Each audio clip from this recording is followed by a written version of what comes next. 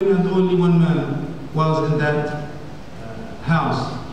Among the 185 Palestinian martyrs were 40 babies, not kids. I can differentiate between a baby and a kid or a child.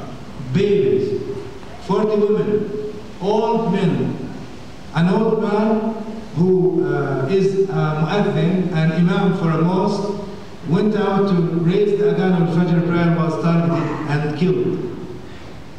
As you can see, this is the debris and the rubble of a destroyed house inside the Gaza Strip. They kept targeting us during night to cause so much horror among the Palestinians and to make it very difficult for us and almost impossible to retrieve the dead bodies of our beloved ones. We don't have modern equipment to collect the dead bodies from under the rubble, to retrieve them. So we had to use our hands, our shovels, to dig and to get the bodies of our beloved ones. That's why some of these bodies were damaged. They targeted, as I said, mosques. 50 mosques were partially damaged. They kept saying that we have a bank of targets. But they, as I said, they are extremely liars. They only targeted the Islamic National Bank, the building of a bank. They targeted the stones and walls. They also breached all the international laws. They acted against the Geneva Convention, against all the human and the divine laws. They targeted ambulances. They killed one paramedic, one doctor. They damaged 2 medical centers.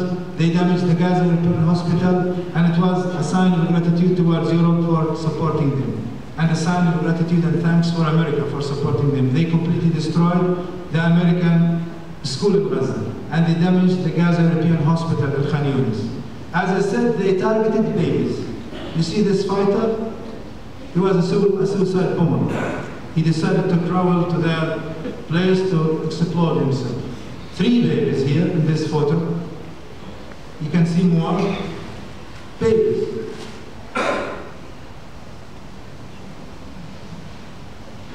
Also, they targeted people who sell drinking water. In Gaza, we depend on this kind of water that is being sold by people. This is a vehicle of a man who sells drinking water. They targeted his vehicle and killed him immediately. They also targeted journalists. They did not want the truth to prevail and to be known and told for people. They killed 3 journalists. They targeted many of them. 3 died immediately. A friend of mine lost his leg.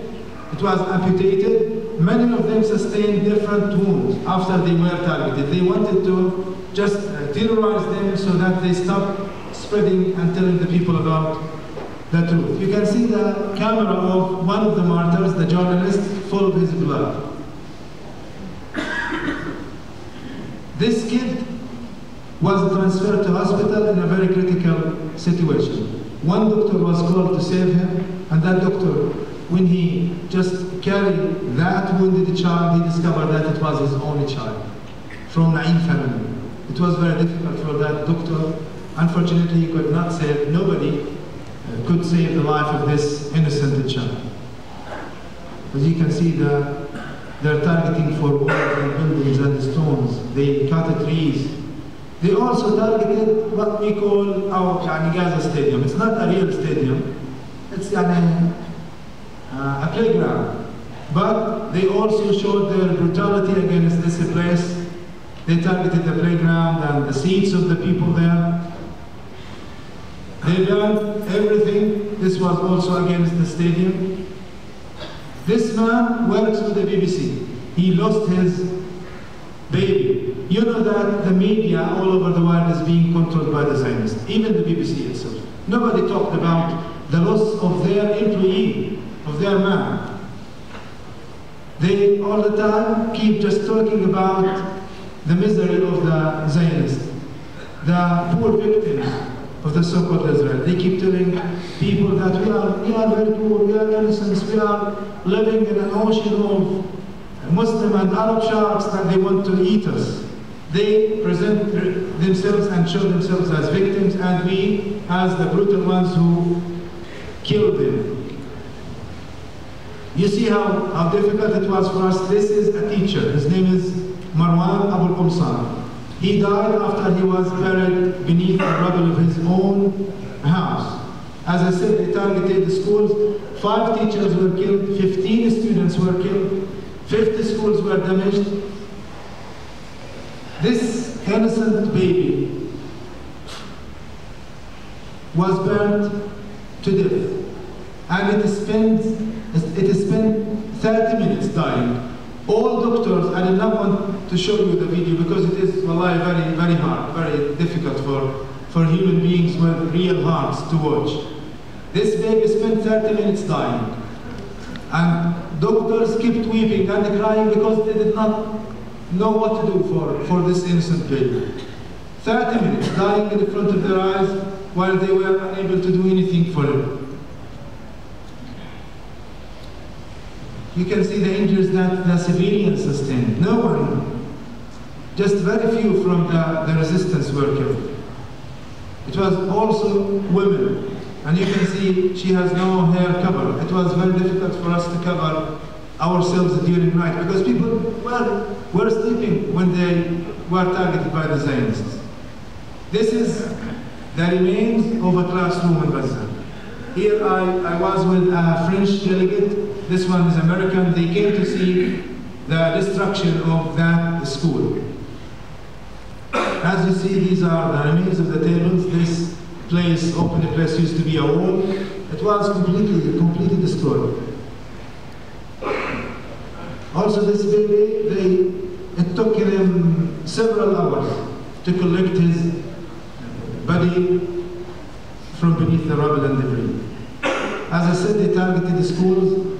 This martyr, Sarah Dalu, was killed. She used to study in this classroom, and you can think of the psychological state of these innocent children. I work, as I said, at the Ministry of Education and Higher Education, and immediately after the end of the war, we started to provide them with the minimum degree of psychological support because we have more difficult problems than the state of our innocent children. They need support, but we only provided them with a week of psychological support to help them to get rid of the bad experiences, the horrible images and scenes that they were subjected to. You can see also the kind of terrorists that they targeted. Animals. As I said, they targeted human beings, they targeted animals, the trees, stones, walls, everything.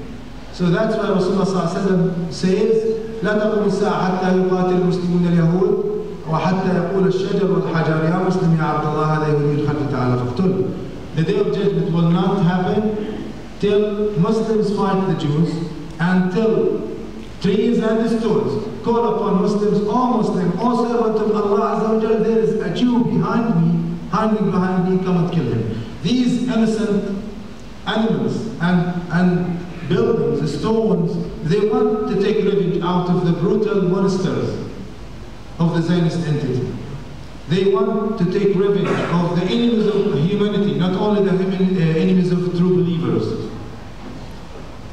Alhamdulillah, as I said, the last war was different from the one in 2009. Immediately after the end of the war, not during the end of the war in 2009, we started to be visited by people, representatives of peoples like our brothers and Muslims, just representatives. A few of them used to come and visit us.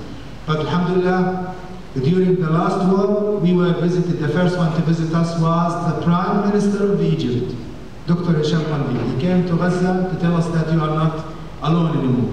We support you. And Dr. Mohamad Morsi, the Egyptian president, told America and the so-called Israel, we are not going to stay neutral. We'll side by the Palestinians. But during the war in 2009, Operation Castled, the Egyptian officials kept urging and encouraging and even begging the Zionists to kill the people inside the Gaza Strip, to eliminate all the Islamic movement inside the Gaza Strip. Also, we were visited by ordinary people. I forgot to mention that many ministers, Arab and foreign ministers, came to visit Gaza after the visit of Dr. Hisham Qandil, the Egyptian Prime Minister. Also, we were visited by 500 brothers and sisters from a nearby Arab Muslim country. Dear brothers and sisters, some people think that performing jihad is an easy thing. You need only a machine gun and your voice to shout, Allahu Akbar, I want to perform jihad, I want to kill the Jews.